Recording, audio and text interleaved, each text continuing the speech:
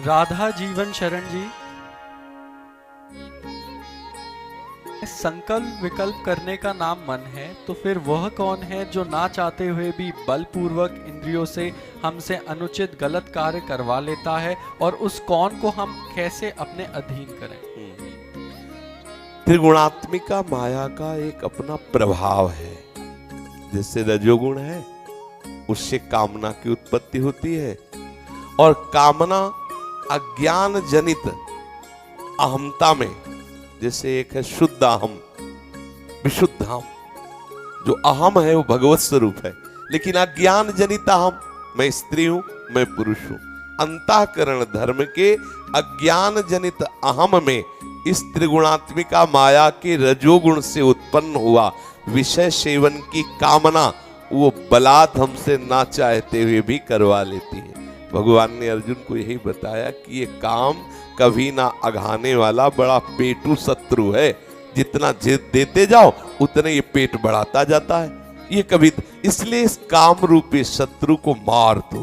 अर्जुन, ये ना चाहने पर भी बलात् जो अपराध कराता है, ये काम कराता है, कामना कराती है। जैसे अपने को पता है कि इस विषय में सुख नहीं है, शास्त्र सद्गुरुदेव निषेध करते हैं, अपने को भी पता चला कि इसमें सुख नहीं, पर बलात् वो हमारे अंदर आकर हमारे द्वारा वैसी चेष्टा करा देता है।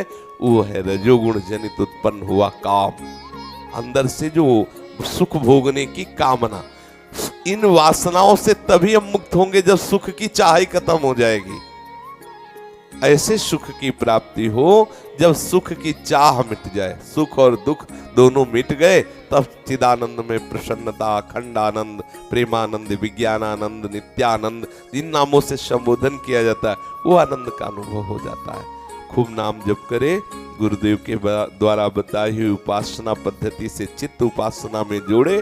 तो आज के सत्संग में था, ना चाहने पर भी भगवान उसके हृदय में विशुद्ध ज्ञान दे देते। आज के सत्संग में था, वो चाह नहीं रहा, लेकिन प्रभु उसको पूर्ण कर देते। और जब प्रभु ज्ञान दे दिए तो जो भ्रमात्मक आकर्षण था वो फिर अपने ऊपर देखो, मूल में हम जब शरीर अपने को माने हुए तो ना चाह करने पर भी चाह की जगह है, और जिस दिन ये माना हुआ भ्रम हट जाएगा, अभी हम कितना भी ज्ञान की बात करें, ऐसा लगता है कि शरीर मेरा रूप, मैं ही हूं, ऐसा लगता है।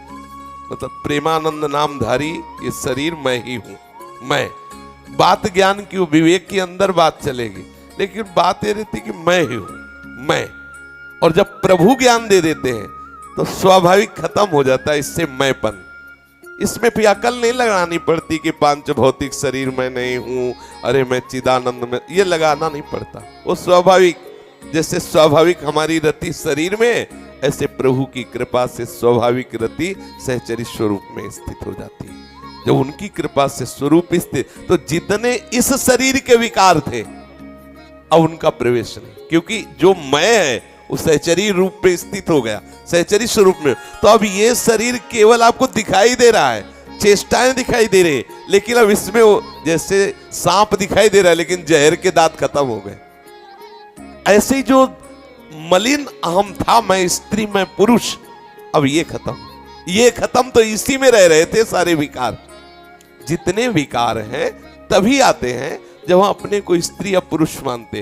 अंतःकरण के अहम मलिन धर्म में ही ये विकारों का प्रवेश है, स्वरूप मैं में नहीं। समझ पा रहे हैं?